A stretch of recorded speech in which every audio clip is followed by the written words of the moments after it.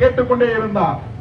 திமுக தலைவர்கள் அமைச்சரான மஸ்தான் அவர்களும் சரி, அண்ணன் ஏவா வேலு அவர்களும் சரி, அண்ணன் பொன்முடி அவர்களும் சரி, விழிப்பாக இருந்து தொண்டர்களை திரும்ப திரும்ப வேலை வாங்கி ஊர் ஊராக சென்று வீடு வீடாக சென்று ஆற்றிய பணிகளின் விளைவாகத்தான் விழுப்புரத்திலே ரவிக்குமார் அவர்களும் சிதம்பரத்திலே திருமாவளவனும் வெற்றி பெற்று இன்றைக்கு நாடாளுமன்றத்திலே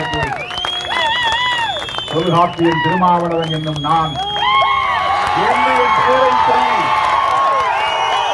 உறுதிமொழி ஏற்று ஜெய் டெமோக்ரசி ஜெய் கான்ஸ்டிடியூஷன் என்று முழங்க முடிகிறது.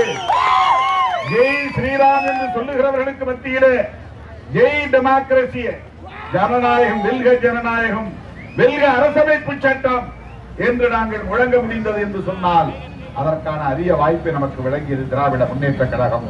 திராவிட முன்னேற்ற கழக தலைவர் தமிழ்நாடு